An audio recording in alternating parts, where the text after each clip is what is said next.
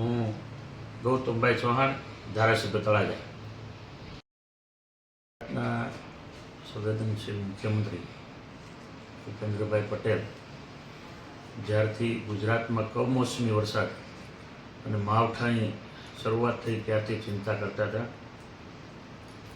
ગુજરાતમાં કમોસમી વરસાદ માવઠું એવા ટાણે થયું જ્યારે ખેડૂતોની જણસ પાકી ગયેલી હોય, ખેતરમાં પડી હોય અને એ માવઠું થવાથી પારાવાર નુકસાન થયું છે.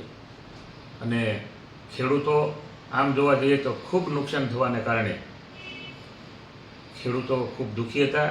એવા સમયે ગુજરાત સરકાર, ગુજરાતના સંવેદનશીલ મુખ્યમંત્રી ખેડૂતોને ઝડપી બેઠા કરવા માટે, ખેડૂતોને સધિયારો આપવા માટે અને ખેડૂતોને સહાય કરવા માટે ઐતિહાસિક બજેટ, જે ક્યારેય નથી બન્યું એવું 10,000 કરોડ રૂપિયાનું પેકેજ એ ખેડૂતો માટે સહાય માટે જાહેર કર્યું છે.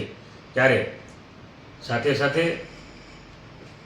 ગુજરાત સરકાર ખેડૂતોની જે જણસ પાકી છે તે ટેકાના ભાવે ખરીદી કરવા માટે એમને એ કેન્દ્રો પણ ચાલુ કરી દીધા છે. અને ગુજરાતમાં લગભગ 15,20,480 મેટ્રિક ટન જેટલી આ મગફળીની ટેકાના ભાવે ગુજરાત સરકાર ખરીદી કરવાની છે.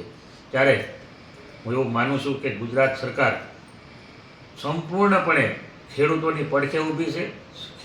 ખેડૂતોને સમજારો આપવા માટે અને ખેડૂતો તાત્કાલિક એ પગભર થઈ અને પાછા એ પોતાની રેગ્યુલર જે કંઈ ખેતી છે, પરંપરા છે, પોતાનું જીવન છે એ ખુશીથી પાછા પાટા ઉપર ચડે અને એ ફરી પાછા ખેડૂતો પોતાની ખેતી હોશે કરે. એના માટે સરકાર ખૂબ પ્રયત્નશીલ છે, સંવેદનશીલ છે. રાજ્ય સરકારના કૃષિ મંત્રી જીતુભાઈ વાઘાણી,